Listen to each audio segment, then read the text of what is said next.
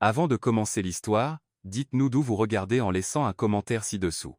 Si vous aimez cette vidéo, n'oubliez pas de liker et de vous abonner. Passez une merveilleuse journée.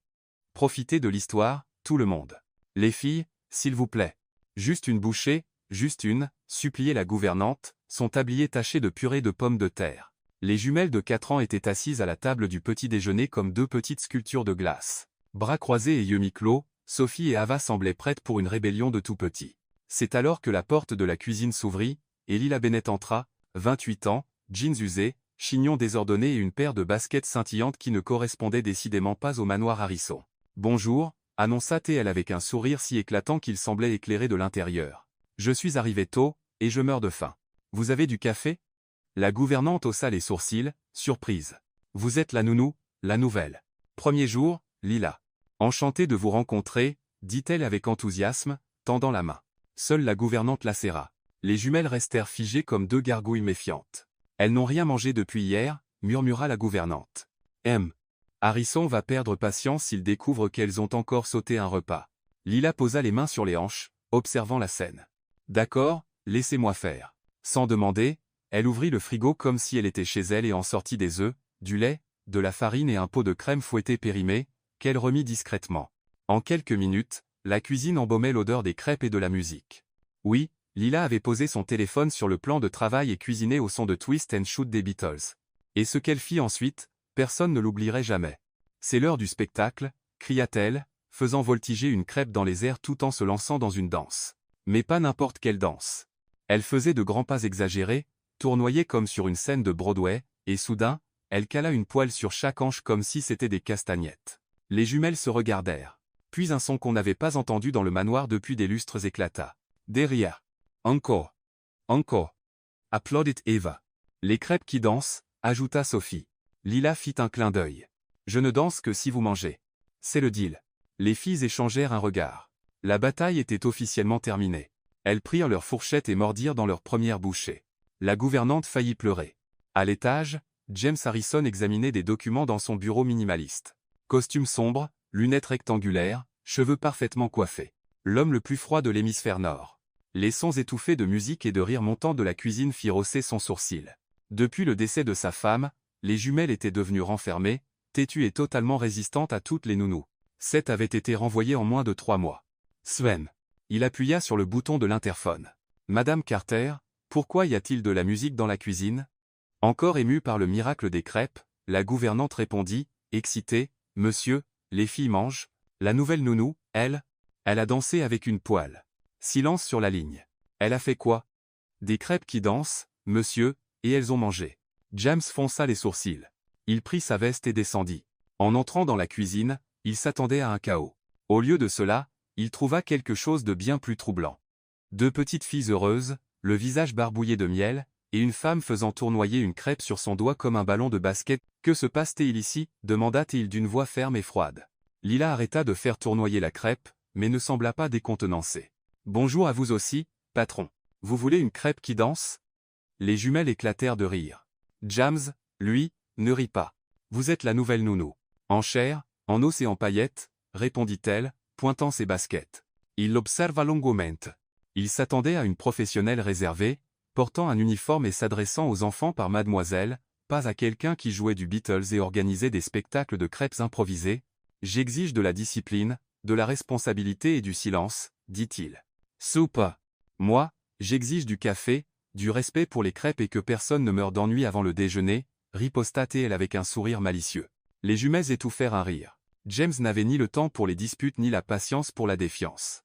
Il tourna les talons et remonta les escaliers, mais avant de disparaître, il jeta un dernier regard à ses filles.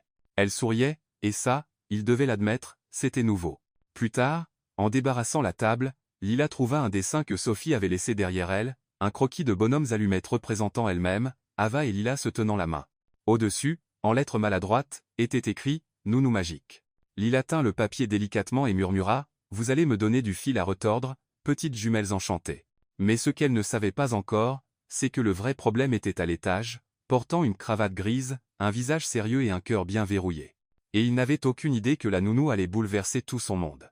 Le deuxième matin de Lila au manoir Harrison, la cuisine était déjà méconnaissable. Là où régnait autrefois le silence. On entendait maintenant les rires des enfants. Et Here Comes the Sun jouait sur le vieux téléphone qu'elle avait apporté de chez elle.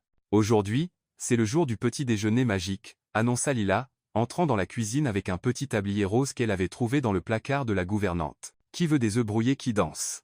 Sophie et Ava, encore en pyjama licorne, applaudirent avec enthousiasme.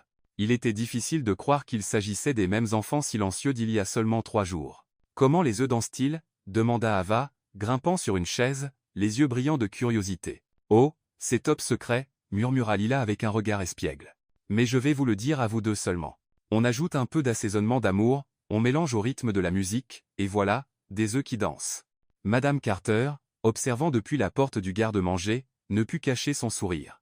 En 40 ans de travail dans la maison, elle n'avait jamais vu les filles aussi excitées à l'heure des repas.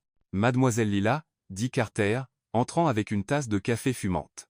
Le jardinier demande si on peut baisser un peu la musique. Il dit que les voisins en parlent. Les voisins? Lila arrêta de remuer les œufs et se retourna, curieuse. Qu'ont-ils dit?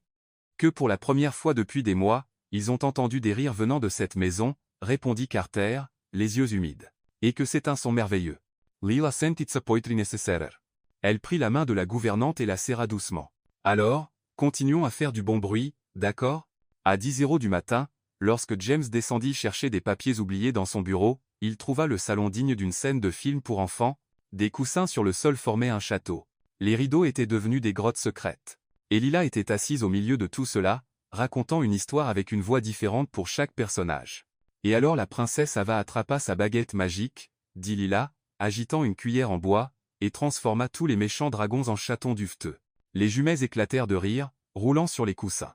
James s'arrêta dans l'embrasure de la porte, observant. Son salon impeccable et toujours bien rangé était complètement bouleversé, et il aurait dû être agacé, mais il y avait quelque chose de fascinant dans la manière dont ces filles interagissaient avec Lila, comme si elle était un pont vers un monde qu'elles avaient oublié comment rejoindre.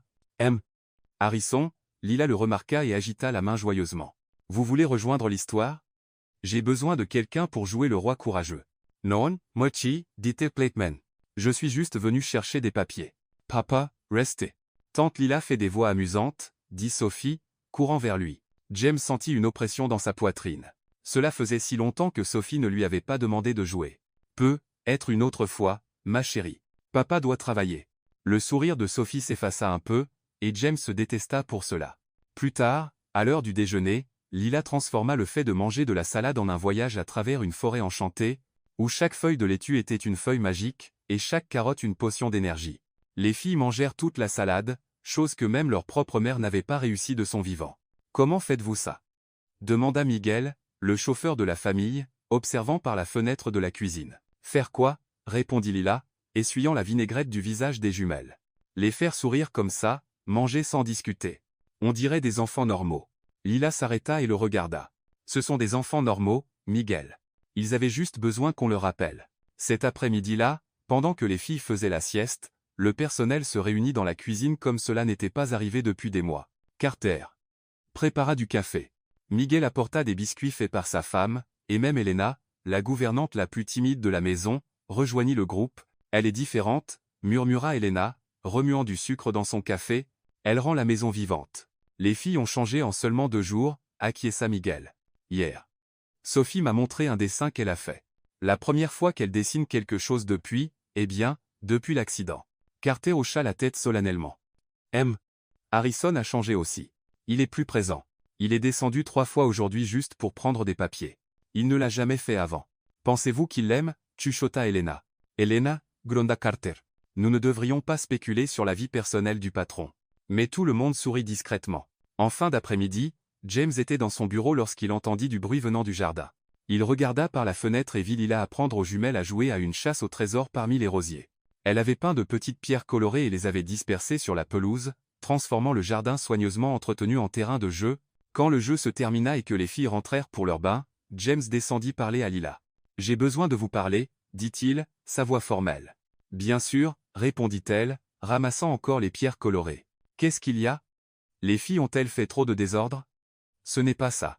James prit une profonde inspiration. Pendant 2 jours, il avait observé cette femme bouleverser sa maison. Musique forte, désordre constant, cris, rire, tout ce qu'il ne pouvait supporter. Tout ce qu'il commençait secrètement à regretter quand ce n'était pas là. « Vous avez une semaine. » dit-il finalement. Une semaine pourquoi? Pour prouver que vous n'êtes pas juste une autre déception. Lila s'arrêta de ramasser les pierres et le regarda. Désolé, mais une déception? 7 nounous avant vous. Chacune a promis qu'elle était exactement ce dont les filles avaient besoin. Toutes ont échoué. Toutes ont laissé les filles plus renfermées qu'avant. James croisa les bras, adoptant sa posture froide de dirigeant. Vous êtes ici depuis 2 jours et vous avez déjà mis ma maison sens dessus-dessous. Musique forte, désordre partout. Mon jardin rempli de pierres peintes. Si c'est votre méthode, je veux voir de vrais résultats, pas juste du plaisir temporaire. Lila resta silencieuse un moment, réfléchissant. Et qu'est-ce que vous considérez comme de vrais résultats? Qu'elles redeviennent les enfants qu'elles étaient avant? Il hésita. Avant qu'elles perdent leur mère. Qu'elles mangent sans avoir besoin d'une performance. Qu'elles dorment sans cauchemar. Qu'elles n'aient pas peur des étrangers. Qu'elles soient normales. Lila hocha lentement la tête. Alors donnez-moi cette semaine, mais à une condition. James haussa en sourcil. Vous n'interférez pas. Pas de réunion, pas de commentaires sur ma musique ou mon désordre. Laissez-moi travailler. Et si ça ne marche pas, si après une semaine vous pensez encore que je suis une autre déception, dit-elle, glissant la dernière petite pierre dans sa poche, je ferai mes valises moi-même. James l'observa longuement. Il y avait quelque chose en elle, un mélange de confiance et de vulnérabilité, qui attira son attention. Une semaine, dit-il, puis il tourna les talons pour partir mais s'arrêta. Lila, elles sont vraiment différentes. C'est une bonne chose. Et pour la première fois depuis son arrivée, Lila vit quelque chose de différent dans ses yeux. Ce n'était pas de la froideur. C'était de la peur. La peur d'espérer. Le samedi matin commença avec un bruit étrange au manoir Harrison. Le silence. James se réveilla à 6h00, comme d'habitude, mais n'entendit aucune musique venant de la cuisine. Pas de rire, pas de bruit de poêle utilisé comme instrument de musique. Inquiet, bien qu'il ne l'admettrait jamais, il descendit en robe de chambre pour voir ce qui se passait. Il trouva Lila dans le salon, encore en pyjama, assise par terre avec un livre sur les genoux. Les jumelles étaient de chaque côté d'elle, également en pyjama, écoutant attentivement alors qu'elle lisait, utilisant une voix différente pour chaque personnage. « Bonjour, patron », dit Lila sans lever les yeux du livre. « Vous arrivez juste à temps pour l'histoire de la princesse qui a sauvé tout le royaume avec des mathématiques. Papa. » Sophie sauta et courut enlacer ses jambes. Tante Lila lit la meilleure histoire du monde. C'est à propos d'une princesse qui construit des châteaux avec des chiffres, ajouta Ava, agitant la main avec excitation mais restant à sa place. James regarda autour de lui. La pièce était bien rangée, les coussins disposés en cercle, et un plateau de fruits coupés était au centre. Tout semblait chaleureux. C'est samedi, dit-il, comme si cela expliquait sa confusion. Exactement, répondit Lila, refermant le livre. Et les samedis sont spéciaux. Pas de précipitation, pas d'horaire, pas de costume. James baissa les yeux et réalisa qu'il portait, en effet, une robe de chambre et des pantoufles. Il se sentit soudain étrangement déplacé. « Papa, tu peux rester avec nous aujourd'hui ?» demanda Sophie, s'accrochant toujours à sa jambe. « Pas de travail, juste jouer. » La question frappa James comme un coup à l'estomac. Quand avait-il passé une journée entière avec ses filles pour la dernière fois? Quand avait-il cessé de penser au travail, aux rapports, aux réunions? J'ai quelques documents à examiner. « Oh, s'il te plaît !» s'écria Lila, se levant et posant les mains sur les hanches. « C'est samedi. Les documents sont interdits le samedi. » Interdits? James haussa un sourcil. « Loi universelle », répondit-elle sérieusement. Article 1. Personne ne peut travailler quand 2 adorables petites filles demandent de l'attention. Article 2. Les pyjamas sont l'uniforme obligatoire. Article 3. Le plaisir est la priorité absolue. Les jumelles gloussèrent. « Je ne porte pas de pyjama pendant la journée », dit James, visiblement mal à l'aise. « Soupa », applaudit Lila. « Alors aujourd'hui, c'est ta première. » Sophie, Ava, lancez l'opération Papa en pyjama. Avant que James ne puisse protester, les 2 filles saisirent ses mains et commencèrent à le tirer vers l'escalier. « Les filles, je ne pense vraiment pas. »« S'il te plaît, papa, » supplia Ava. « Tante Lila a dit qu'aujourd'hui est une journée spéciale en famille. » James s'arrêta à mi-chemin dans l'escalier. « Famille. » Le mot résonna dans son esprit d'une manière qu'il n'avait pas ressentie depuis longtemps.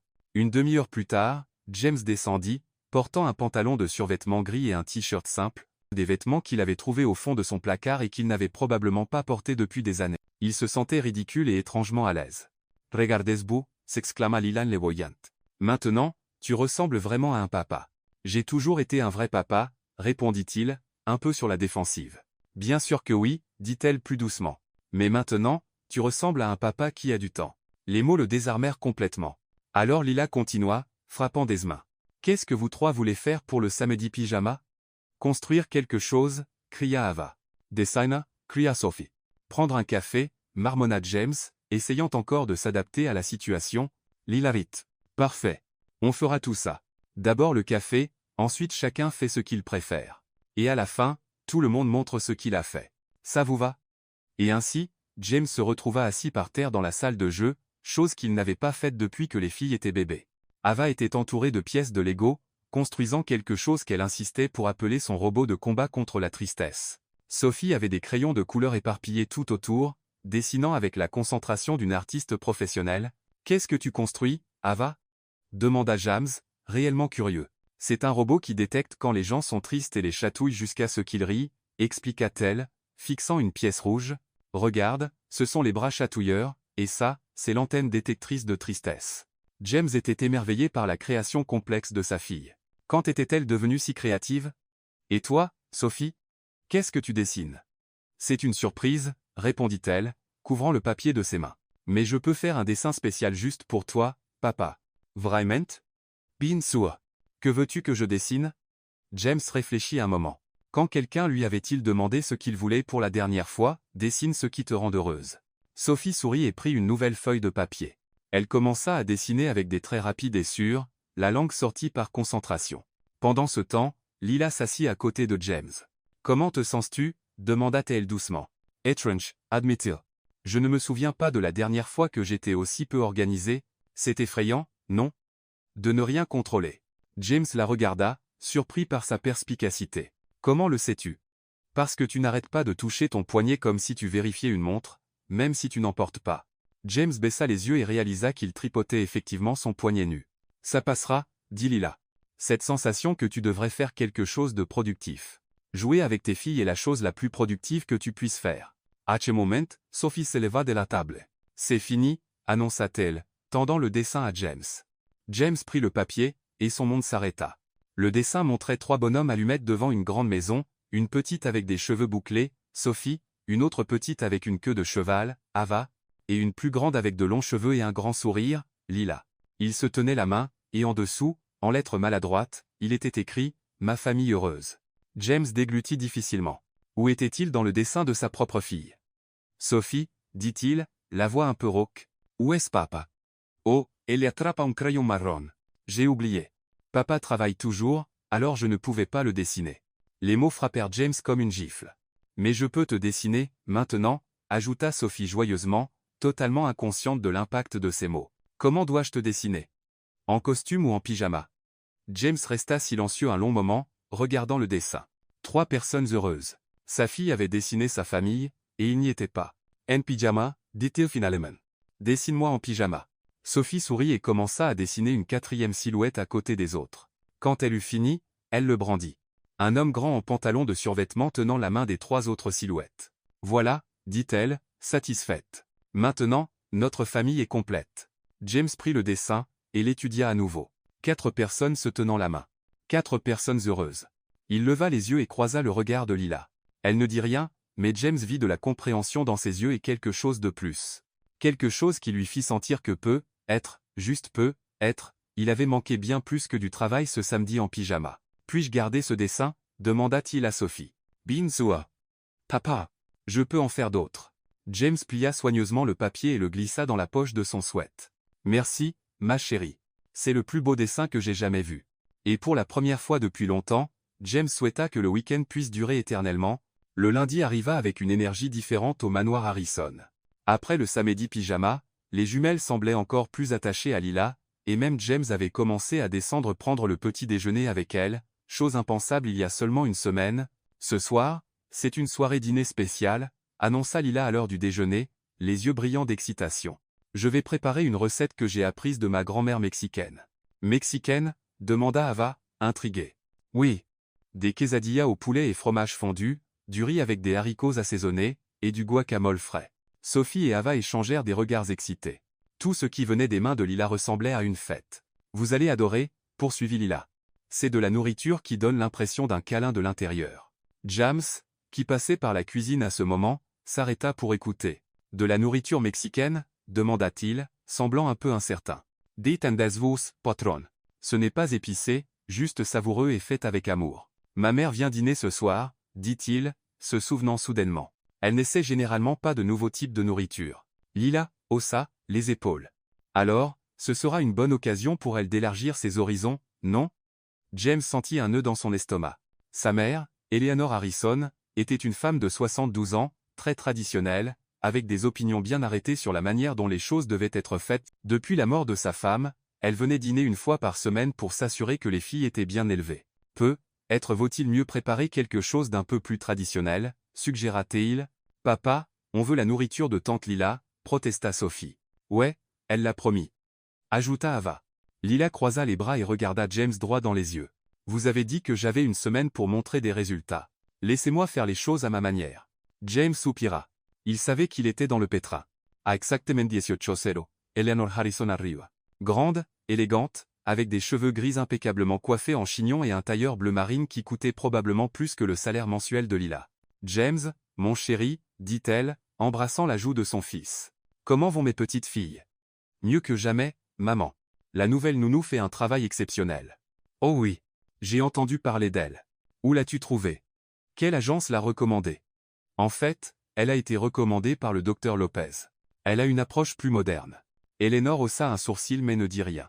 Quand ils entrèrent dans la salle à manger, la table était dressée avec des assiettes colorées, des serviettes en papier à motifs floraux, et une merveilleuse odeur émanait de la cuisine. « Mamie » crièrent les jumelles à l'unisson, courant pour l'enlacer. « Mes chères petites » dit Eleanor, les serrant avec une chaleur sincère. « Comment allez-vous?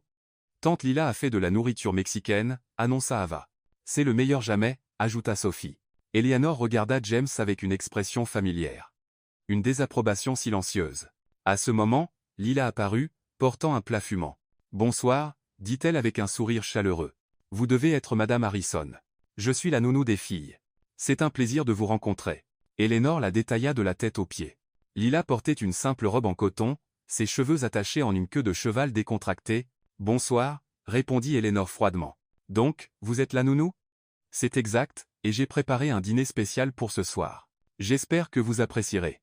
Lila servit les quesadillas, le riz assaisonné et le guacamole avec un enthousiasme contagieux. Les jumelles commencèrent immédiatement à manger, émettant des sons joyeux. C'est trop bon, tante Lila, dit Sophie, la bouche pleine. Le fromage fond dans la bouche, acquiesça Ava. James goûta et dut admettre que c'était vraiment délicieux, savoureux, bien assaisonné avec une touche maison qu'il n'avait pas ressentie depuis longtemps. Eleanor, cependant, piqua dans la nourriture avec sa fourchette comme si elle était suspecte. C'est intéressant, dit-elle, prenant une petite bouchée. Où avez-vous appris à cuisiner ainsi? De ma grand-mère, répondit Lila avec enthousiasme. Elle est venue du Mexique quand elle était jeune et m'a appris tous les secrets de la cuisine mexicaine. Elle disait toujours que la nourriture faite avec amour a un goût spécial. Yevois. Et quelle est votre formation académique? Lila s'arrêta de manger, sentant le ton interrogateur. J'ai terminé le lycée et suivi quelques cours sur le développement de l'enfant.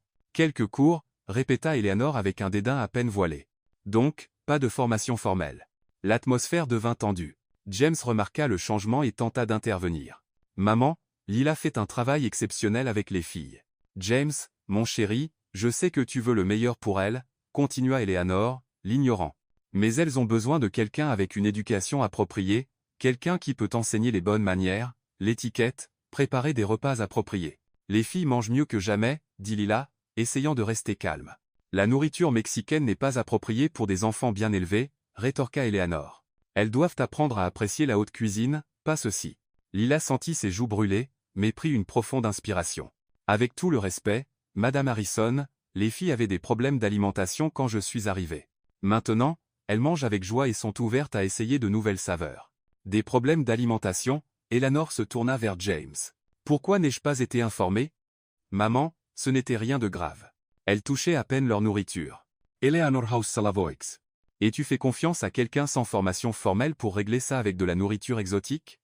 Ce n'est pas exotique, c'est fait maison, dit Lila, luttant pour garder sa patience. Jeune fille, vous ne comprenez clairement pas les besoins d'une famille de haut rang. Ces enfants ont besoin de structure, de discipline, d'une éducation appropriée, pas de jeux et de nourriture de rue.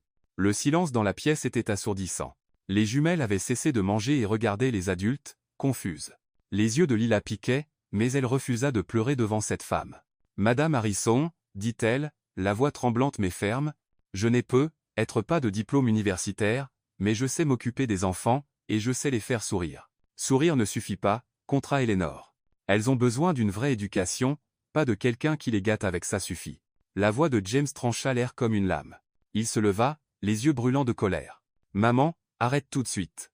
James, j'essaie juste de. Tu humilies la femme qui a redonné vie à mes filles, dit-il avec une fermeté qui le surprit lui-même. La femme qui a fait ce que cette nounou qualifiée n'ont pas pu. La bouche d'Eleanor s'ouvrit. Lila n'a être pas de diplôme accroché au mur, mais elle a quelque chose de bien plus précieux. Elle se soucie vraiment, et les filles l'adorent. James, je n'ai pas fini, il l'interrompit. Ces derniers jours, j'ai vu mes filles rire, jouer, manger joyeusement. Je les ai vues courir pour m'enlacer quand je rentre à la maison. Je les ai vues dessiner des images de notre famille heureuse, et tout cela grâce à Lila. Il se tourna vers sa mère. J'étudie. Donc, avec tout le respect, maman, c'est moi qui décide ici, et je dis que Lila reste. Eleanor regarda son fils comme si elle ne le reconnaissait pas. James Harrison, tu fais une erreur. La seule erreur que j'ai faite, c'est de laisser d'autres décider ce qui était le mieux pour mes filles pendant trop longtemps. Lila resta immobile, essayant de comprendre ce qui venait de se passer. James l'avait défendu publiquement contre sa propre mère. Tante Lila, murmura Sophie, tirant sur sa manche. Tu ne vas pas partir, hein? Lila baissa les yeux sur la petite fille, puis sur James, qui la regardait avec une intensité qu'elle ne savait pas déchiffrer. Non, ma chérie, dit-elle enfin. Je ne pars pas. Eleanor se leva, attrapa son sac et regarda son fils une dernière fois. Quand cette maison de cartes s'effondra, ne viens pas me demander conseil. Et elle sortit, laissant derrière elle un silence pesant. James se rassit, les mains tremblant légèrement. Je suis désolé pour ça, dit-il à Lila. Merci, répondit-elle simplement. Et à cet instant, quelque chose changea entre eux. Quelque chose qu'aucun des deux n'était tout à fait prêt à affronter. 3 jours après ce dîner tendu avec Eleanor, le manoir Harrison avait retrouvé sa routine joyeuse. James semblait plus à l'aise après la confrontation avec sa mère, et les jumelles continuaient à s'épanouir sous les soins de Lila. C'était un mercredi matin ensoleillé lorsque Sophie tira sur la manche de Lila dans la cuisine. « Tante Lila, veux-tu voir notre endroit secret » chuchota-t-elle, regardant autour d'elle comme si elle allait révéler un trésor caché. « Endroit secret » Lila s'agenouilla à son niveau. « Quel genre d'endroit secret ?»« C'est là où on garde nos choses spéciales, » dit Ava, apparaissant de nulle part, les yeux pétillants de mystère. « On n'a jamais montré à personne. Pas même à votre papa ?» demanda Lila. Les deux filles secouèrent la tête sérieusement. « C'est juste à nous, » déclara Sophie. « Mais tu peux le voir parce que tu es spécial. » Le cœur de Lila fondit. Être appelée spéciale par ces deux petites filles était l'un des cadeaux les plus précieux qu'elle ait jamais reçus. « Alors, montrez-moi cet endroit magique. » Les jumelles la conduisirent dans le jardin, passant devant les rosiers soigneusement entretenus et la fontaine en marbre. Elles marchèrent vers une zone plus cachée où un grand arbre projetait un endroit frais et ombragé. « C'est ici, » annonça Ava, pointant la base de l'arbre. Sophie s'agenouilla et commença à creuser avec ses petites mains dans la terre meuble entre les racines. En quelques secondes, elle sortit une boîte métallique bleue de la taille d'une boîte à biscuits. « Notre boîte à trésors, » dit-elle, la tenant comme si elle était en or. Lila s'assit sur l'herbe à côté des filles, touchée et curieuse d'être incluse dans quelque chose d'aussi personnel. « Puis-je voir ce qu'il y a dedans ?» Les jumelles échangèrent un regard solennel et hochèrent la tête. Sophie ouvrit le couvercle de la petite boîte, révélant son contenu soigneusement rangé. Lila sentit son souffle se couper. À l'intérieur, il y avait des photos d'une belle femme aux cheveux blonds et au sourire radieux. Certaines étaient des photos professionnelles, d'autres des instantanés décontractés, la femme jouant avec les jumelles quand elles étaient plus jeunes, enlaçant James lors d'un événement social, riant pendant un pique-nique. « C'est notre maman, » dit Ava, tenant une des photos avec révérence. Elle était la plus belle du monde. Et la plus cool aussi, ajouta Sophie, sortant une lettre froissée de la boîte. « Regarde, c'est la lettre que j'ai écrite pour elle la semaine dernière. » Lila déplia soigneusement le papier. Dans l'écriture maladroite d'un enfant, Sophie avait écrit « Chère maman, aujourd'hui tante Lila a fait des crêpes, tu l'aimerais. Elle est drôle comme toi. J'espère que tu reviendras bientôt pour la rencontrer. Je t'aime, Sophie. » La poitrine de Lila se serra. « Et celle-ci, c'est ma lettre, » dit Ava, brandissant un autre papier. « J'ai parlé à maman de mon nouveau robot. Elle aimait toujours mes robots. » Lila lut la lettre d'Ava, qui se terminait par « Papa est plus heureux maintenant. Je pense que c'est parce que tante Lila le fait sourire aussi. Quand tu reviendras, vous serez amis. » Il y avait plus dans la boîte, des dessins colorés adressés à maman, de petites fleurs séchées que les filles avaient ramassées, et même une photo récente d'elles avec Lila, conservée aux côtés de leurs souvenirs de leur mère. « On vient ici toutes les semaines, » expliqua Sophie, « pour raconter à maman nos journées. Et on laisse les lettres ici pour quand elle reviendra, » ajouta Ava. « Comme ça, elle pourra tout lire d'un coup. » Lila sentit ses yeux se remplir de larmes. Ces deux petites filles vivaient avec l'espoir que leur mère reviendrait un jour, comme si elle n'était partie que pour un voyage lointain. Les filles, dit-elle doucement, choisissant ses mots avec soin, vous savez que maman ne peut pas revenir, n'est-ce pas? Si, elle peut, protesta immédiatement Sophie. Elle est juste au paradis, en visite chez les anges. Un jour, elle finira sa visite et rentrera à la maison. Papa a dit qu'elle veille sur nous de là, oh, dit Ava. Mais on sait qu'elle veut revenir pour s'occuper de nous de près. Lila prit une profonde inspiration. Elle savait qu'elle devait être délicate mais aussi honnête. Mes amours, quand quelqu'un va au paradis, c'est parce qu'il ne peut plus rester ici sur Terre. C'est comme un voyage sans retour. Non, cria Sophie, serrant la photo de sa mère contre sa poitrine. Elle a promis qu'elle ne nous quitterait jamais. Et elle ne l'a pas fait, dit Lila, se rapprochant. Elle est là dans l'amour que vous ressentez, dans les beaux souvenirs que vous avez d'elle. Dans la façon dont vous souriez comme elle le faisait, mais on veut qu'elle soit là pour de vrai, sanglota Ava. On veut qu'elle fasse des crêpes avec nous aussi. Je sais, mes chéris. Je sais que ça fait très mal, mais parfois les gens qu'on aime doivent partir, même si on ne le veut pas, et ce n'est la faute de personne. Est-ce que tu vas partir aussi? Demanda Sophie, son petit visage mouillé de larmes. Non, ma chérie. Je suis là, et je resterai aussi longtemps que vous. Tu n'as aucun droit d'aborder ce sujet. La voix froide de James trancha l'air comme une lame. Lila se retourna et le vit debout à quelques mètres, le visage crispé de colère. James, je voulais juste. Tu te mêlais de ce qui ne t'a pas été demandé, dit-il, avançant vers elle d'un pas ferme. Les filles, rangez la boîte et rentrez à la maison maintenant. Mais, papa, combien savent? Maintenant, répéta-t-il avec une autorité qu'il utilisait rarement sur ses filles. Effrayées par le ton de leur père, les jumelles rangèrent rapidement les lettres et les photos dans la petite boîte, la réenterrèrent, et coururent vers la maison sans regarder en arrière, laissant Lila et James seuls sous l'arbre. « Comment oses-tu » dit James dès que les filles furent hors de vue. « Comment oses-tu parler de la mort de leur mère ?»« James, elles doivent comprendre. Elles ont 4 ans, explosa-t-il. Elles n'ont pas besoin de comprendre quoi que ce soit, sauf qu'elles sont aimées et protégées. Mais elles vivent dans un fantasme, riposta Lila, se levant. Elles écrivent des lettres à quelqu'un qui ne répondra jamais, attendant un retour qui n'arrivera jamais, et c'est ton problème? James s'approcha, envahissant son espace personnel. Tu es ici depuis une semaine, et tu penses pouvoir réécrire la manière dont je gère le deuil de mes filles. Je n'essaie pas de réécrire quoi que ce soit. J'essaie d'aider. Aider? Il eut un rire sans humour. En détruisant le dernier lien qu'elles ont avec leur mère? Elles n'ont pas besoin d'oublier leur mère, elles doivent accepter qu'elle est partie. Arrête, cria James, les yeux brillants de douleur. Arrête de faire comme si tu savais ce qui est le mieux pour elle. Tu ne sais rien de nous, de ce qu'on a traversé, de ce que c'est de se réveiller tous les jours en sachant que la personne la plus importante de ta vie est partie. Lila resta silencieuse, ressentant le poids de sa douleur. Tu n'as aucun droit, continua-t-il, la voix plus basse mais encore pleine d'émotion, d'aborder ça. Tu n'as aucun droit d'interférer avec la manière dont elles gèrent la perte de leur mère. Ce n'est pas ta responsabilité. Alors, à qui est-ce? Demanda T.L. doucement. À moi, répondit-il, uniquement à moi, et je décide quand et comment elles y feront face. James tourna les talons pour partir mais s'arrêta. À partir de maintenant, tu te contentes des repas et des moments de jeu. Ne parle pas de choses que tu ne comprends pas. Il s'éloigna, laissant Lila seule sous l'arbre, le cœur douloureux et une chose devenant claire. James ne protégeait pas seulement ses filles, il se protégeait lui-même. L'ambiance au manoir Harrison était lourde depuis la dispute dans le jardin. James regardait à peine Lila, et elle essayait de maintenir une normalité pour les jumelles, qui ressentaient clairement la tension dans l'air. C'était un vendredi après-midi tard, lorsque tout s'effondra. Lila aidait les filles avec un puzzle dans le salon lorsque James rentra plus tôt que d'habitude.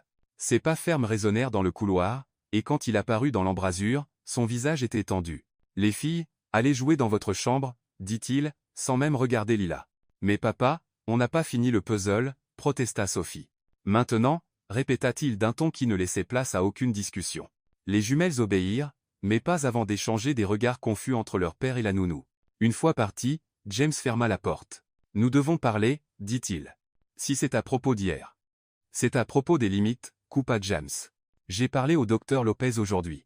Il m'a dit certaines choses sur les méthodes de garde d'enfants non traditionnelles. » Lila fronça les sourcils. « Qu'a-t-il dit exactement? » Que l'exposition précoce à des réalités d'adultes peut être traumatique pour des enfants en deuil, que le fantasme sain fait partie du développement normal, James, que les nounous non formés font parfois plus de mal que de bien quand elles essaient d'aider, continua-t-il, chaque mot frappant comme un poignard. Lila sentait son sang bouillir. A-t-il vraiment dit ça, ou entends-tu seulement ce que tu veux entendre? Je protège mes filles. Tu te protèges toi-même, riposta-t-il, incapable de se retenir plus longtemps. Tu as tellement peur d'affronter ta propre douleur que tu préfères garder les filles dans une bulle de faux-semblants. Comment oses-tu me dire comment élever mes filles? Parce qu'il faut que quelqu'un le fasse. Cria Lila. Tu leur parles à peine. Quand leur as-tu vraiment demandé ce qu'elles ressentaient pour la dernière fois?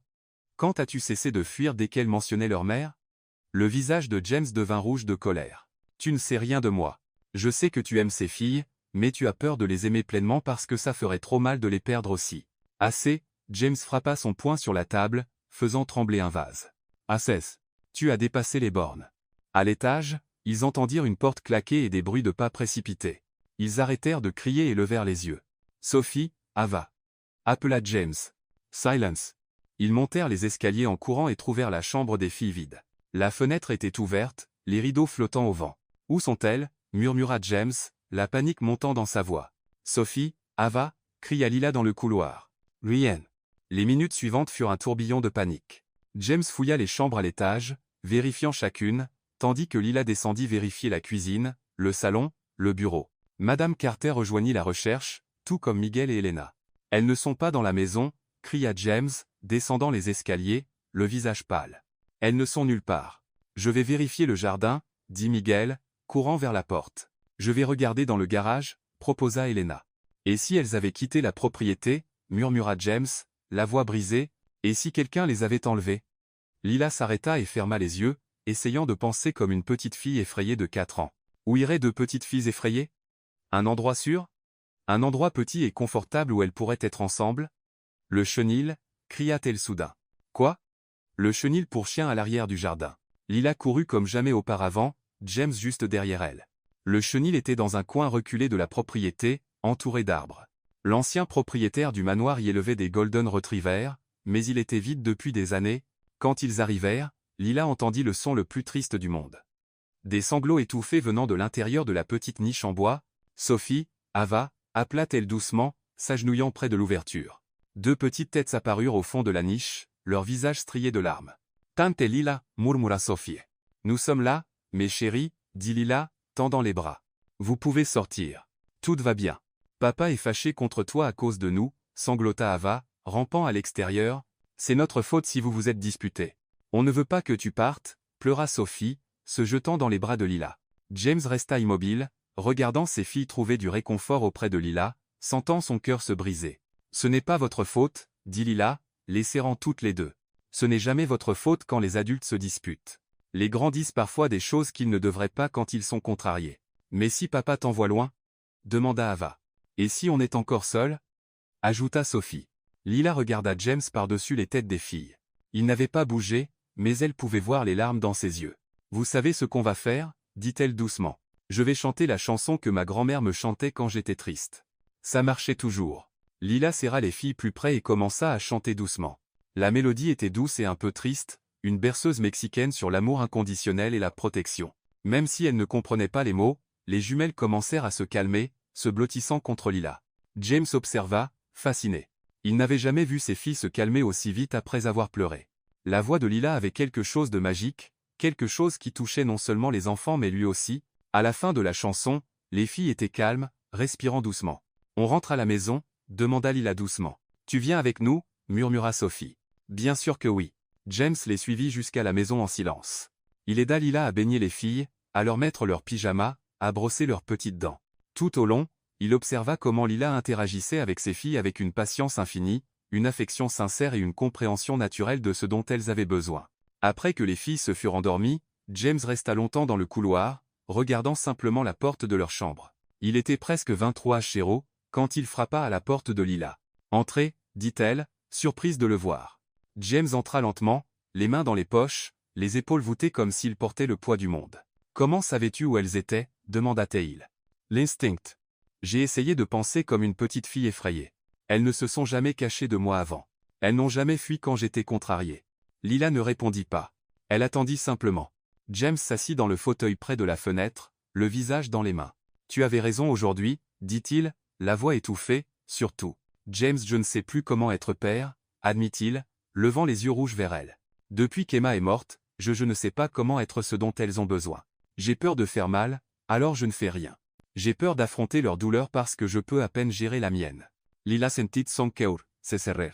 Et aujourd'hui, Quand je t'ai vu les calmer avec juste une simple chanson, j'ai réalisé que tu as fait en 5 minutes ce que je n'ai pas pu faire en 5 mois. Tu es leur père, James. Tu es ce dont elles ont besoin le plus. Mais je ne sais pas comment être ça. Je ne sais plus comment être quoi que ce soit, sauf un homme brisé qui a perdu la femme qu'il aimait. Le silence entre eux était lourd de douleur et d'honnêteté brute. Je ne sais plus comment être père, répéta-t-il, la regardant. Veux-tu m'apprendre? Le samedi matin apporta une atmosphère complètement différente au manoir Harrison.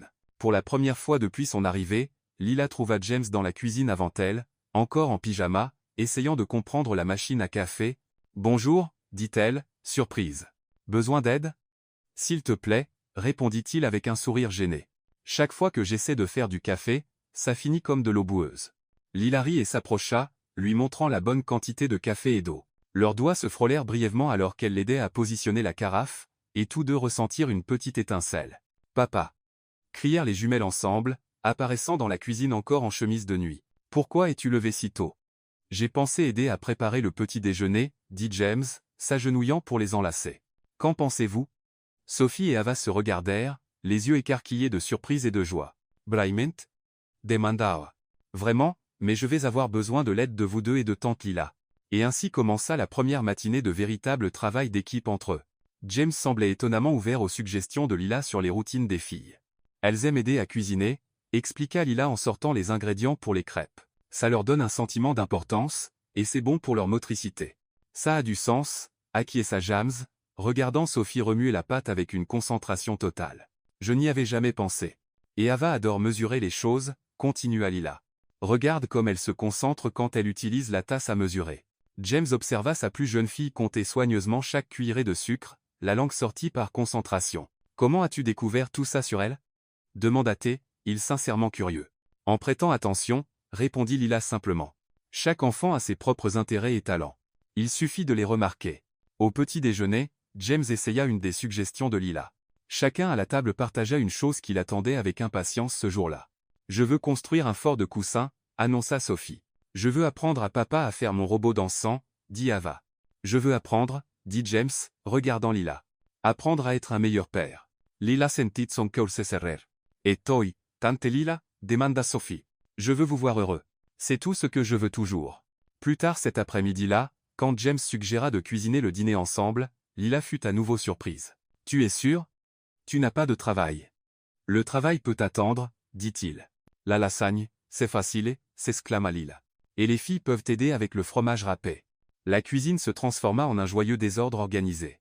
James suivait les instructions de Lila de près, posant des questions sur chaque étape, leurs mains se frôlaient constamment pendant qu'il cuisinait. Quand il passait la sauce pendant qu'elle tenait le plat, quand il se baissait en même temps pour prendre quelque chose dans le four, quand elle corrigeait sa manière de couper les tomates. « Comme ça » dit Lila, posant ses mains sur les siennes pour guider le couteau. Des mouvements fermes mais doux. James arrêta de respirer une seconde. Ses mains étaient chaudes et douces, et le parfum sucré qu'elle portait lui faisait tourner la tête. « Comme ça » demanda-t-il, la voix un peu rauque. « Parfait » murmura-t-elle, réalisant seulement alors à quel point ils étaient proches. De l'autre côté de la cuisine, Sophie donna un coup de coude à Ava et chuchota à son oreille. Les deux échangèrent des regards complices. « Tante Lila » appela Sophie innocemment. « Penses-tu que papa est beau » Lila faillit laisser tomber le bol de sauce. « Sophie » gronda James, le visage rougissant. « C'est juste une question » protesta Sophie.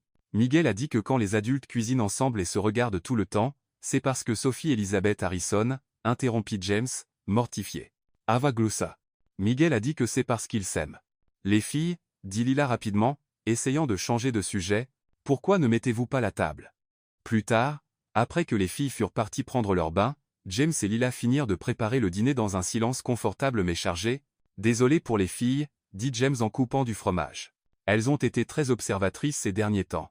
Ce sont des enfants intelligents, répondit Lila, évitant son regard. Elles remarquent tout. Ouais, c'est vrai. James posa le couteau et se tourna vers elle. Lila, je voulais te dire, tu es différente de tous ceux qui ont travaillé ici. Elle arrêta de remuer la sauce. Différente comment? Tu ne traites pas ça comme un simple travail. Tu te soucies vraiment d'elle, et apparemment de moi aussi. Lila sentit quelque chose remuer dans sa poitrine, quelque chose de dangereux mais merveilleux. James, je n'essaie pas de te mettre mal à l'aise, dit-il rapidement. C'est juste, tu as ramené la vie dans cette maison. Aux filles, à moi. Lila prit une profonde inspiration. Elle devait orienter la conversation avant que ses sentiments ne prennent le dessus. Tu as été un père merveilleux aujourd'hui, dit-elle, se concentrant sur la sauce. Les filles rayonnent seulement parce que tu m'as montré comment. Tu avais juste besoin de te rappeler comment te connecter avec elles. Et tu m'as appris ça aussi, dit James, s'approchant. Le moment fut brisé par des gloussements venant de l'embrasure de la cuisine. Ils se tournèrent et virent deux petites têtes qui les espionnaient. « Vous nous espionnez » demanda James, faisant semblant d'être sévère. « Non » mentirent les jumelles à l'unisson, courant dans la cuisine. « Tante Lila, dit Sophie.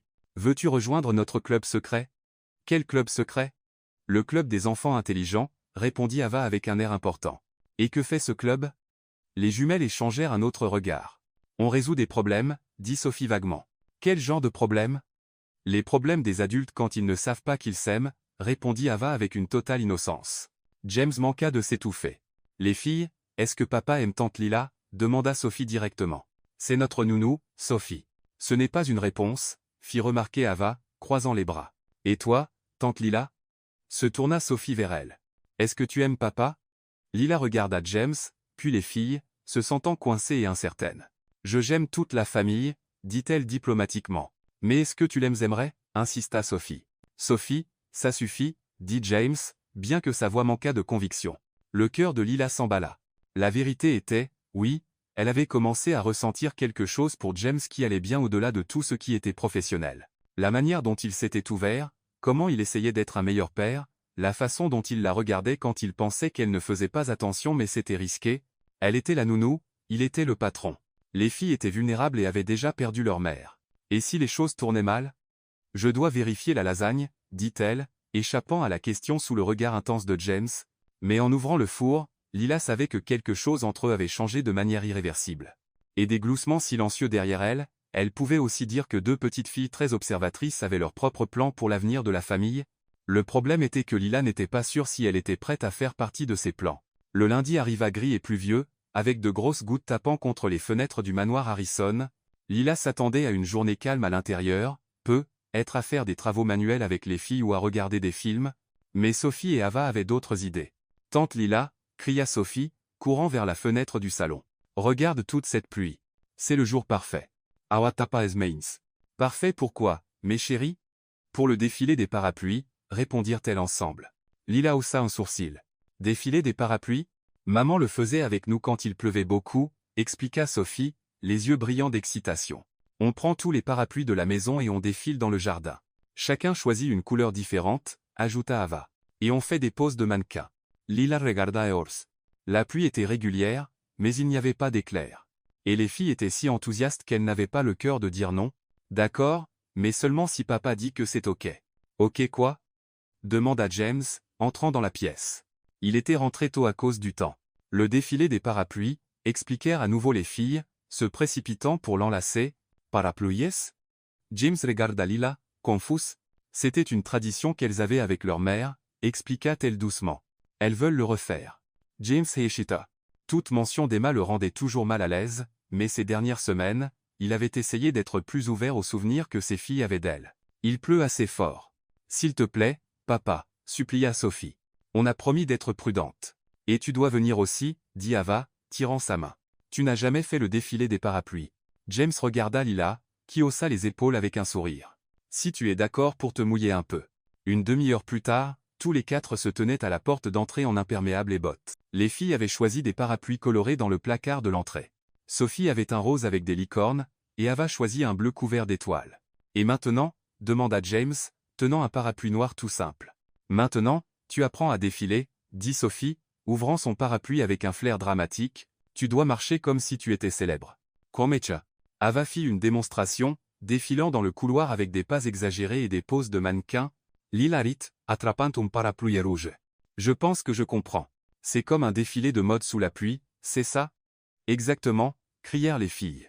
Quand ils sortirent dans le jardin, la pluie les accueillit avec une douche fraîche et revigorante. Les filles poussèrent des cris de joie et commencèrent immédiatement leur défilé, marchant le long du chemin de pierre comme si c'était une piste à Paris. Regardez-moi. Sophie fit tournoyer son parapluie comme une ballerine. À mon tour. Ava prit une pose dramatique, penchée d'un côté. James observa ses filles, souriant d'une manière que Lila voyait rarement. Il y avait quelque chose de libérateur à le voir là dehors, trempé par la pluie, sans costume, sans emploi du temps, profitant simplement d'un moment simple avec ses filles. À ton tour, papa. Appela Sophie. Je ne sais pas comment faire. Marche et prends une pause, instruisit Ava. James fit quelques pas hésitants, essayant d'imiter leurs mouvements exagérés. Il avait l'air si maladroit que Lila ne put retenir son rire. De quoi ris-tu? Demanda-t-il, feignant d'être offensé.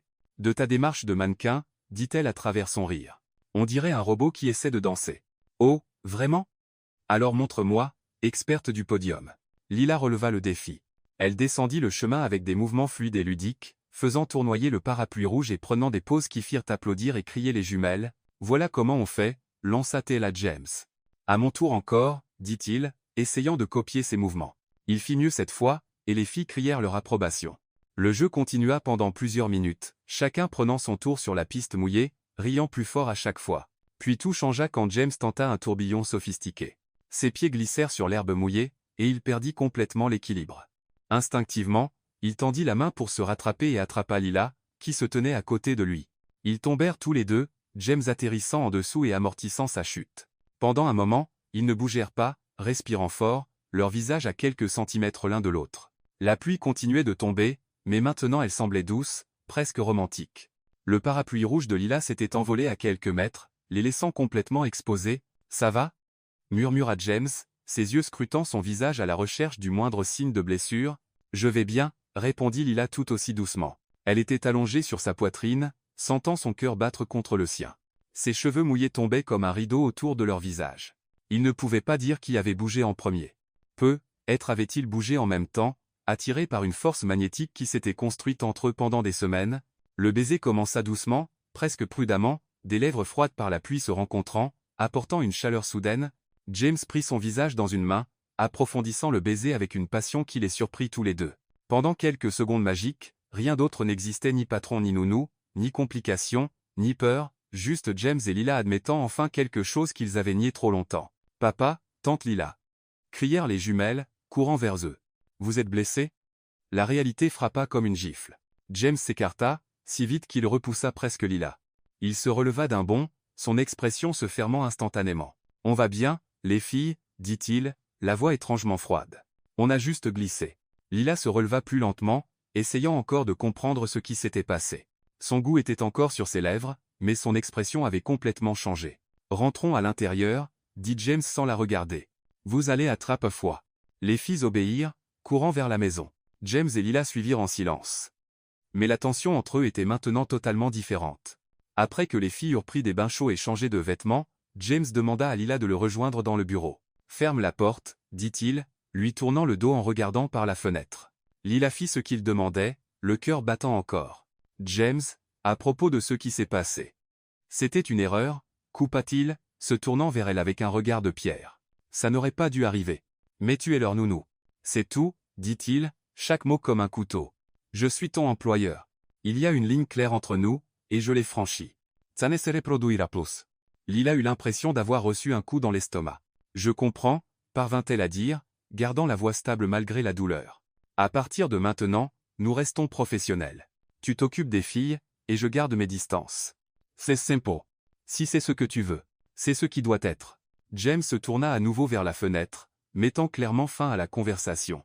Lila sortit du bureau sur des jambes tremblantes, le cœur en morceaux, ignorant qu'au moment où elle ferma la porte, James appuya son front contre la vitre froide, luttant contre l'envie de courir après elle et de s'excuser d'avoir été lâche. Mais il ne courut pas, et ce serait la décision qu'il regretterait le plus. Les 3 jours qui suivirent le baiser furent les plus difficiles que Lila ait vécus depuis son arrivée au manoir Harrison. James tint parole à la lettre. Il garda ses distances, ne parlait que lorsque c'était nécessaire, et la traitait avec une froideur polie qui faisait plus mal que des cris. Les jumelles remarquèrent le changement immédiatement. « Pourquoi papa ne dîne plus avec nous ?» demanda Sophie le mercredi, jouant avec les pâtes que Lila avait préparées. « Il a dit qu'il avait beaucoup de travail, » répondit Lila, forçant un sourire. « Mais il a toujours eu beaucoup de travail, » fit remarquer Ava. « Avant, il mangeait quand même avec nous. » Lila ne savait pas quoi dire. Comment pouvait-elle expliquer à 2 enfants de 5 ans que leur père avait embrassé la nounou et le regrettait? « Est-ce que vous vous êtes encore disputé avec papa ?» insista Sophie. « Vous ne vous parlez plus comme avant. »« On ne s'est pas disputé, ma chérie. Parfois, les adultes sont juste occupés. » Mais les filles n'étaient pas dupes. Elles remarquaient la tension, les regards évités, la manière dont James quittait une pièce dès que Lila y entrait. Le jeudi soir, après avoir mis les jumelles au lit, Lila prit une décision qu'elle avait évitée pendant des jours. Elle frappa à la porte du bureau de James. « Entrez », dit-il sans lever les yeux de ses papiers. « J'ai besoin de parler. Si c'est à propos de l'emploi du temps des filles, vas-y. C'est à propos de ma démission. » James arrêta d'écrire, mais ne la regarda toujours pas. « Ta démission ? Je pars vendredi. J'ai déjà fait mes bagages. » Enfin, il leva les yeux, et pendant un bref instant, Lila vit quelque chose comme de la panique traverser son regard. « Les filles ? Les filles iront bien. Tu pourrais engager une autre nounou, quelqu'un de plus approprié. »« Lila, j'ai pris ma décision, James. Je ne peux plus rester ici. » Elle s'attendait à ce qu'il proteste, demande pourquoi, être même la supplie de reconsidérer. Au lieu de cela, il hocha simplement la tête. « Ya comprends. Je vais organiser ton paiement. » Son indifférence coupa comme un couteau. Lila sentit ses yeux brûler, mais elle tint bon. « Il y a une chose que j'aimerais demander. »« Quoi ? » ?»« Que je puisse rendre visite aux filles parfois, quand tu n'es pas à la maison. Elles se sont attachées à moi, et moi je me suis attaché à elles aussi. » James resta silencieux un long moment. « Viens quand tu veux, » dit-il enfin. « Elles vont te manquer. Pas tu vas me manquer, pas je vais te manquer, juste elles. »« Merci, » murmura Lila, partant avant que les larmes ne tombent. Le vendredi matin arriva avec une ambiance lourde dans la maison. Lila essaya de garder les choses normales, préparant le petit déjeuner pour les jumelles comme toujours, mais elle sentait que quelque chose n'allait pas. « Pourquoi es-tu triste, tante Lila ?» demanda Ava, grimpant sur ses genoux. « Je ne suis pas triste, ma chérie. Juste un peu fatiguée. »« Tu vas encore partir aujourd'hui ?» voulut savoir Sophie. Le cœur de Lila se serra. Il était temps de leur dire la vérité. « Les filles, venez vous asseoir avec moi.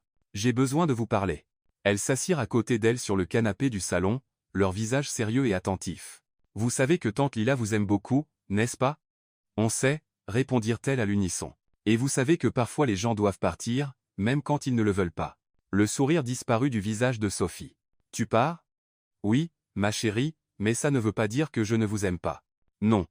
cria Ava, se jetant dans ses bras. « Tu ne peux pas partir. Tu fais partie de notre famille. S'il te plaît, ne pars pas, » sanglota Sophie. « On a fait quelque chose de mal ?» Lila les serra toutes les deux, luttant contre ses propres larmes. « Vous n'avez rien fait de mal. Vous êtes les enfants les plus merveilleux du monde. C'est juste que parfois les adultes doivent prendre des décisions difficiles. »« C'est à cause de papa ?» demanda Sophie avec une sagesse au-delà de ses 4 ans. « C'est parce que vous vous êtes embrassés dans le jardin ?» Lila resta sans voix. Elles avaient vu. « On a vu par la fenêtre », expliqua Ava. « Et après, papa est devenu bizarre. C'est sa faute et tu pars. Ce n'est la faute des personnes, mon amour. » Parfois, les choses ne fonctionnent pas. Les jumelles passèrent toute la journée à essayer de convaincre Lila de rester. Elles firent des dessins pour elle, promirent de mieux se comporter, offrirent même leurs jouets préférés comme pot de vin. « Et si on parlait à papa ?» suggéra Sophie. « On peut le convaincre de s'excuser. »« Non, ma chérie.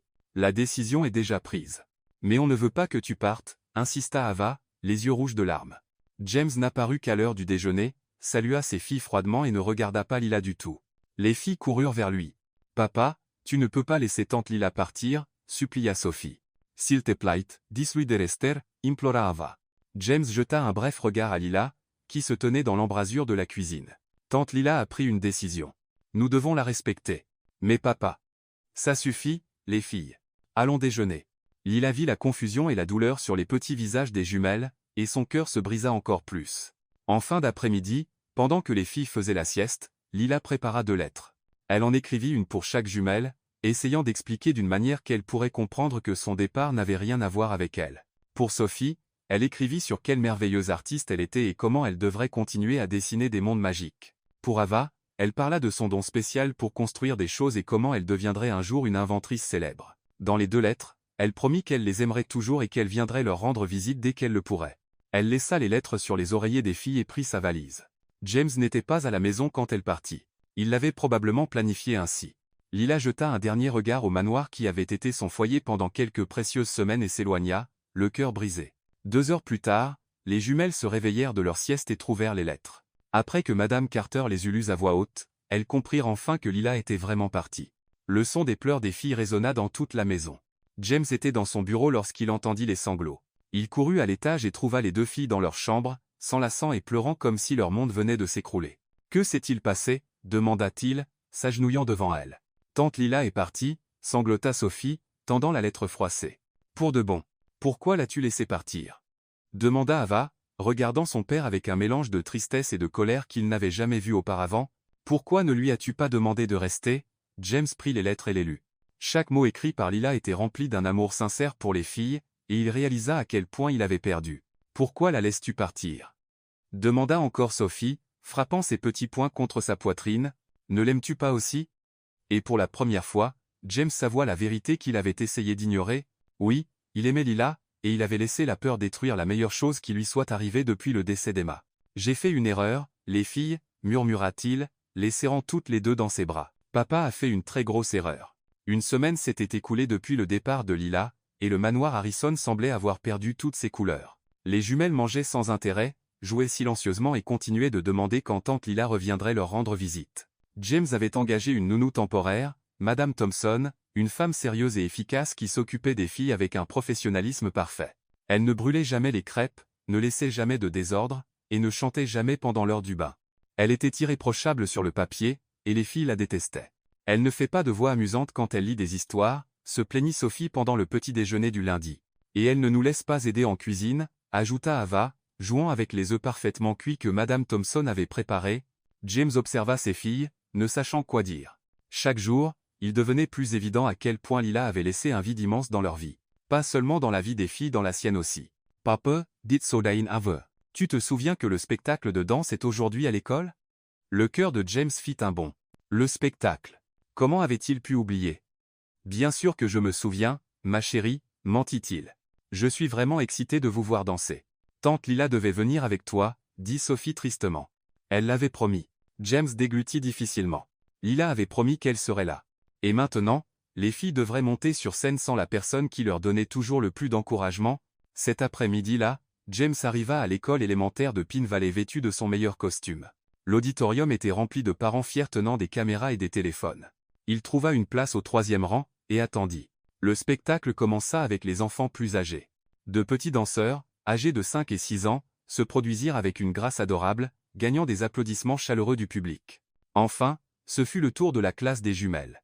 La poitrine de James se serra lorsqu'il vit Sophie et Ava monter sur scène, portant respectivement des tutus roses et bleus. La musique commença, une version instrumentale de Twinkle, Twinkle, Little Star, et les enfants commencèrent la chorégraphie simple qu'ils avaient répétée pendant des semaines.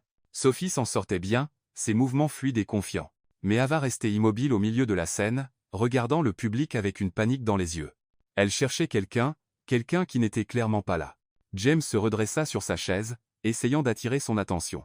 Ava le vit et agita la main, mais ne bougea pas. Les autres enfants dansaient autour d'elle, mais elle restait comme une statue. La professeure de danse fit un signe discret depuis les coulisses, essayant de l'encourager à rejoindre les autres. La musique continuait, mais Ava était visiblement dépassée. James n'en pouvait plus.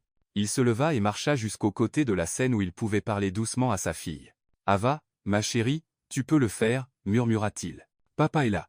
Tu peux danser. » Ava le regarda, les yeux pleins de larmes. « Je veux tante Lila, dit-elle, assez fort pour que plusieurs personnes dans le public l'entendent. » Le cœur de James se brisa. Il regarda sa fille, puis Sophie, qui avait arrêté de danser et observait sa sœur avec inquiétude. « Tante Lila ne peut pas venir aujourd'hui, ma puce, mais papa est là. »« Je veux tante Lila, » dit encore Ava, pleurant maintenant ouvertement. Elle l'avait promis. La musique continuait. Les autres enfants dansaient maladroitement, et toute la scène devenait inconfortable pour tout le monde. James prit une décision désespérée.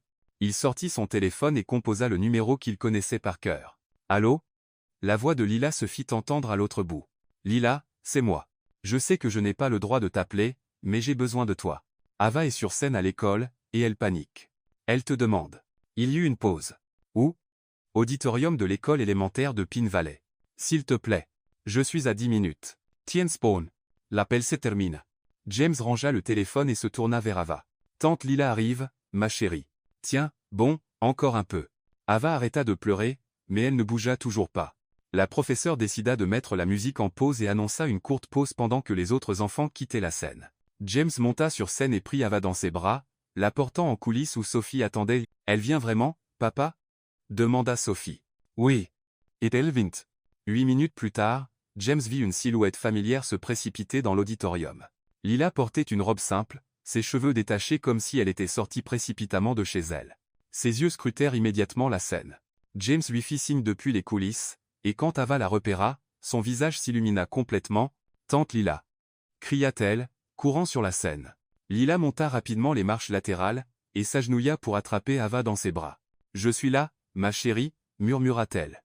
Désolée d'être en retard. Je ne pouvais pas danser sans toi. Sanglota Ava. Mais maintenant je suis là, et tu vas briller là, oh, d'accord. Lila regarda Sophie, qui s'était également précipitée pour un câlin. Vous êtes magnifiques toutes les deux, dit-elle, ajustant leur tutu. Prête à montrer à tout le monde comme vous dansez bien? Les jumelles hochèrent la tête avec enthousiasme. La professeure s'approcha, visiblement soulagée. Peut-on recommencer? Oui, répondit Lila. Elles sont prêtes maintenant. Lila descendit de la scène et trouva une place au premier rang. La musique recommença, et cette fois, Sophie et Ava dansèrent parfaitement, leurs mouvements étaient gracieux et confiants, et elles souriaient brillamment à Lila tout le temps. Quand la musique se termina, le public éclata en applaudissements. Les jumelles firent leur révérence et agitèrent la main directement vers Lila, qui était debout et applaudissait avec des larmes dans les yeux. Après le spectacle, alors que les familles se rassemblaient dans la cour de l'école, James s'approcha de Lila. Elle était accroupie, parlant aux jumelles, quand il arriva. « Les filles, dit-il. Allez chercher vos vestes. J'ai besoin de parler à tante Lila un moment. » Les filles obéirent, mais pas avant de donner une autre série de câlins à Lila. James et Lila étaient seuls dans la cour, un silence lourd entre eux. « Merci, dit-il enfin, d'être venu. Je sais que tu n'étais pas obligé. » Bien sûr que si, interrompit-elle. Je leur avais promis d'être là. Lila, James prit une profonde inspiration. Les filles ont besoin de toi. Elles ne sont plus les mêmes depuis que tu es parti. Elles ne mangent pas bien, ne jouent plus comme avant. Elles ne sourient plus. James. Et moi aussi, dit-il, les mots jaillissant. J'ai besoin de toi aussi. La maison semble vide sans toi. Je me réveille en pensant à ton sourire et m'endors en entendant ton rire. J'ai fait une énorme erreur en te laissant partir. Lila ne dit rien, essayant de comprendre. S'il te plaît, continua-t-il, la voix tremblante. Reviens. Reviens à la maison. Reviens avec nous. Lila le regarda, puis les jumelles courant dans la cour, puis à nouveau lui. James, tu as été très clair que j'étais juste la nounou, qu'il y avait une ligne entre nous qui ne pouvait pas être franchie. J'avais peur. Admit-il. Peur de m'ouvrir à nouveau. Peur d'être heureux. Peur que tu partes comme Emma l'a fait. Alors, je t'ai repoussé avant que tu ne puisses me faire mal. Et maintenant, je sais que je souffre déjà. Être sans toi fait beaucoup plus mal que de prendre le risque de t'avoir et de te perdre. Lila regarda dans ses yeux et vit de l'honnêteté, de la vulnérabilité, et quelque chose qu'elle osa appeler de l'amour. Mais elle ne répondit pas. Passenkole. Après le spectacle, Lila accepta de rentrer avec eux juste pour le dîner. Mais James pouvait voir dans ses yeux qu'elle décidait encore si elle resterait vraiment. Pendant le trajet, les jumelles parlèrent sans arrêt du spectacle, de combien elles étaient heureuses que Lila soit revenue, et de comment la nouvelle nounou ne savait même pas faire un sandwich correct. Lila rit à leurs histoires. Mais James remarqua qu'elle évitait de le regarder directement. Quand ils arrivèrent à la maison, James prit une décision. Les filles, tante Lila reste pour le dîner. Et si vous dessiniez quelque chose de spécial pour elle pendant que je cuisine? Tu cuisines? Demanda Sophie, surprise. Je vais essayer, dit-il avec un sourire nerveux. Je peux aider, proposa Lila. Non, dit-elle rapidement. Je veux dire, ce soir, je veux cuisiner pour toi. C'est le moins que je puisse faire après tout. Lila s'assit dans le salon avec les jumelles pendant que James se dirigeait vers la cuisine, absolument terrifié. Il pouvait faire du café et des toasts, être des œufs brouillés, mais un dîner spécial? C'était un territoire inconnu. Il ouvrit le frigo et étudia les options. Il y avait des ingrédients frais que Madame Thompson avait achetés, mais James n'avait aucune idée de comment les transformer en quelque chose de comestible, encore moins en quelque chose de spécial. Il prit une profonde inspiration et décida d'essayer. Après tout, jusqu'où cela pouvait-il mal tourner? 1 heure plus tard, la cuisine ressemblait à une zone sinistrée. James était couvert de farine, avait brûlé la première fournée de poulet, et la sauce pour les pâtes avait tellement collé à la poêle qu'il avait dû recommencer. « Besoin d'aide » demanda Lila, apparaissant dans l'embrasure. « Tout est sous contrôle » mentit-il, essayant de cacher la fumée venant du four. Lila rit, ce rire chaleureux et familier qui lui avait tant manqué. « James, tu as de la farine dans les cheveux, et quoi que ce soit, ça brûle. » « Ouais, d'accord. Peut-être que je pourrais utiliser un peu d'aide. » Ils cuisinèrent côte à côte, comme cette nuit qui semblait maintenant si lointaine, mais cette fois était différente. James était visiblement nerveux, laissant tomber des choses, mesurant mal les ingrédients, parlant trop. « Ça va » demanda Lila, le regardant verser du sel là où du sucre aurait dû aller. « Je vais bien. Pourquoi tu demandes? Je suis toujours comme ça. Tout à fait normal. Rien d'inhabituel ici. » Lila l'observa avec amusement. « James, tu essaies d'assaisonner la salade de fruits avec du sel. Il baissa les yeux et vit qu'il faisait effectivement exactement cela. Oh, c'est une nouvelle recette que j'ai vue en ligne. Bien sûr que oui, dit-elle, souriant. Quand il réussit enfin à préparer quelque chose de comestible, des pâtes simples avec une sauce tomate et une salade non salée, ils appelèrent les jumelles pour le dîner. Pendant le repas, James répétait clairement quelque chose dans sa tête. Il ouvrait la bouche pour parler, puis la refermait, se raclait la gorge, commençait une phrase sur la météo, puis s'arrêtait à mi-chemin. Papa, tu agis bizarrement, observa, Ava. Bizarrement? Comment? Tu parles tout seul, dit Sophie. On t'a entendu t'entraîner à quelque chose dans la salle de bain. Le visage de James rougit. Je ne m'entraînais à rien. Je travaillais juste sur une présentation pour le boulot. Dans la salle de bain, demanda Ava, douteuse. C'est un endroit très inspirant. Lila s'amusait clairement de son inconfort. Après le dîner, pendant que Lila aidait les filles à se brosser les dents, James essaya de se calmer. Il avait préparé tout un discours, mais maintenant tous les mots avaient quitté son esprit. Quand elles descendirent, les jumelles tenaient quelque chose derrière leur dos. Tante Lila, dit Sophie solennellement. On a fait quelque chose pour toi. Et pour papa aussi, ajouta Ava. Elles révélèrent un grand dessin sur du papier brun. Il montrait une famille de bonhommes allumettes, James, Lila, Sophie et Ava, tous se tenant la main devant le manoir. En dessous, écrit en lettres colorées et légèrement tordues, il y avait les mots « Notre famille pour toujours ». C'est magnifique, s'exclama Lila, sincèrement émue. Il y a aussi une question, dit Sophie, pointant quelque chose écrit en plus petites lettres. Lila se pencha pour lire. Veux-tu être notre maman aussi? Le silence emplit l'air. Lila regarda les jumelles, puis James, qui avait pâli. Les filles, commença-t-il. C'est ce que je voulais demander aussi, interrompit-il, se surprenant lui-même. Lila cligna es Joe. Quoi? James prit une profonde inspiration. C'était maintenant ou jamais. Lila, déglutit-il difficilement. Tu as transformé notre maison en foyer. Tu as rendu mes filles heureuses à nouveau. Tu as fait de moi un homme qui se souvient comment sourire. Il s'approcha, les jumelles observant avec de grands yeux. Je t'aime, dit-il simplement. Je t'aime d'une manière que je ne pensais plus possible. Et je sais que c'est fou. Je sais qu'on ne se connaît pas depuis longtemps. Mais à la surprise de tous, il s'agenouilla là, dans le salon. De sa poche, il sortit une bague simple, un anneau en or blanc avec un petit diamant qui avait appartenu à sa grand-mère. « Veux-tu rester avec nous pour toujours ?» demanda-t-il, la voix tremblante. Pas seulement comme nounou, mais comme famille. Les jumelles retinrent leur souffle. Lila regarda l'homme agenouillé devant elle, puis les deux petites filles qu'elle aimait déjà comme les siennes, puis à nouveau James. « Je t'aime aussi, dit-elle, les larmes coulant librement. Je vous aime tous les trois plus que je n'aurais jamais cru possible. C'est un oui? Demanda James, plein d'espoir. C'est un oui, répondit-elle, tendant la main. James glissa la bague à son doigt avec des mains tremblantes, puis se leva et l'embrassa doucement alors que Sophie et Ava criaient de joie. On va être une vraie famille. Cria Sophie. Pour toujours, ajouta Ava.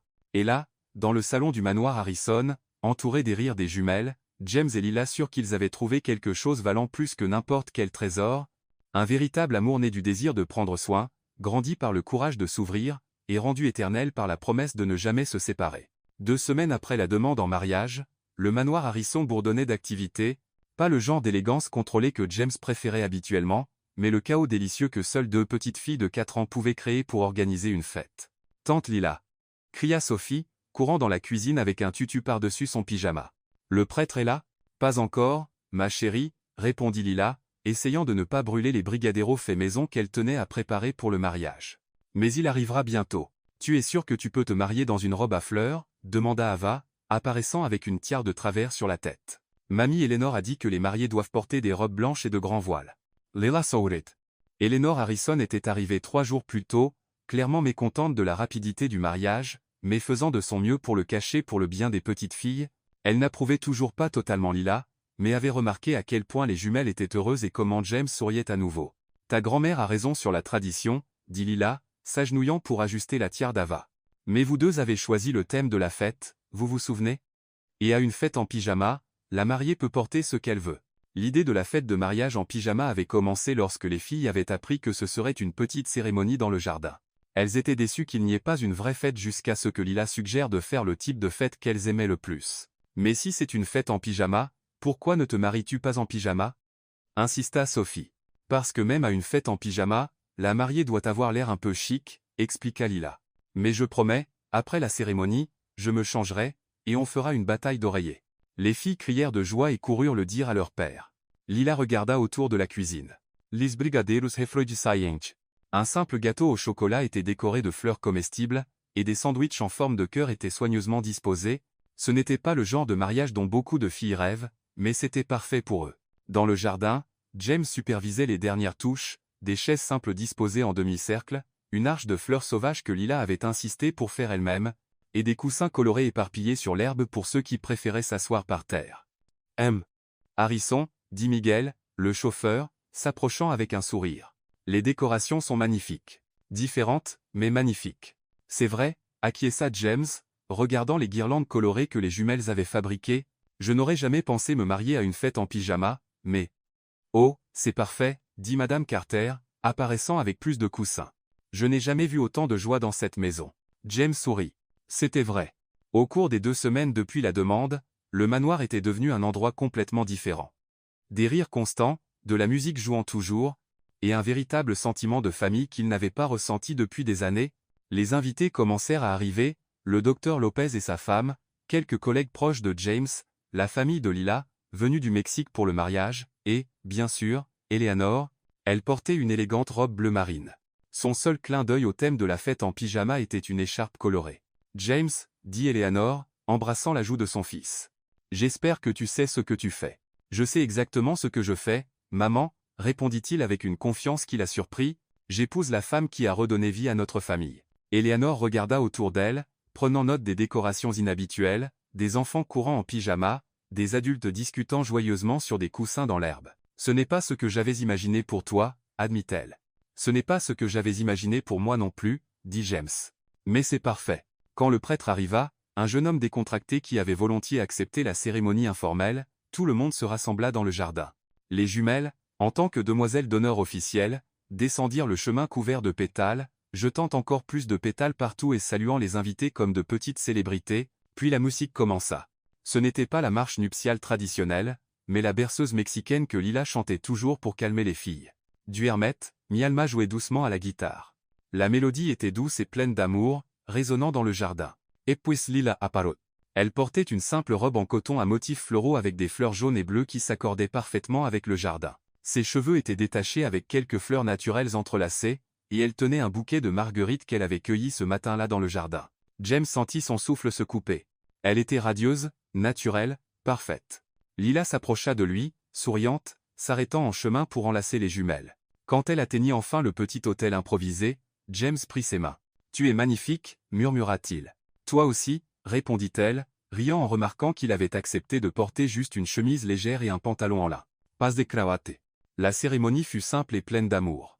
Le prêtre parla de la famille, de la manière dont l'amour peut guérir les blessures et apporter de nouveaux départs. James et Lila échangèrent des vœux qu'ils avaient écrits eux-mêmes, promettant de s'aimer et de prendre soin non seulement l'un de l'autre mais aussi des filles. Quand le prêtre dit « Vous pouvez embrasser la mariée », James prit doucement le visage de Lila et l'embrassa doucement pendant que les invités applaudissaient et que les jumelles criaient de joie. La fête qui suivit était exactement ce qu'on pouvait attendre d'une fête en pyjama pour adultes. Tout le monde s'assit sur l'herbe, mangea des brigadeiros avec les mains, rit aux histoires amusantes racontées par les invités, et regarda les jumelles exécuter une danse spéciale qu'elles avaient répétée. Alors que le soleil commençait à se coucher, Lila s'était changée en pyjama comme les filles et était assise sur l'herbe, faisant une bataille d'oreillers avec Sophie pendant que James et Ava construisaient un fort d'oreillers. « Tante Lila », dit soudain Ava, s'arrêtant d'empiler les coussins et regardant autour de la cour. « Oui, ma chérie ?» C'est la première fois que tout le monde dans notre maison sourit en même temps. Lila suivit le regard de la petite fille. Eleanor riait à quelque chose que le docteur Lopez avait dit. James aidait Sophie à viser un oreiller sur Miguel. Madame Carter prenait des photos avec son téléphone, souriant plus que Lila ne l'avait jamais vu. « Tu sais quoi, Ava ?» dit Lila, serrant la petite fille dans ses bras. « Ce ne sera pas la dernière fois. Promise. Je promets. À partir d'aujourd'hui, notre maison sera toujours pleine de sourires. » James avait entendu leur conversation et s'approcha, enlaçant toutes les trois. « Toujours » acquiesça-t-il, embrassant le sommet de la tête de Lila. « Pour toujours. » Et là, dans le jardin du manoir Harrison, entouré de coussins éparpillés, de friandises au chocolat et de jouets partout, la famille qui s'était réunie par l'amour, la patience et beaucoup de crêpes dansantes savait qu'elle avait trouvé quelque chose que l'argent ne pourrait jamais acheter, un vrai foyer construit non pas avec des briques et du ciment, mais avec des rires, des câlins, et la certitude que quoi qu'il arrive, ils seraient toujours les uns les autres.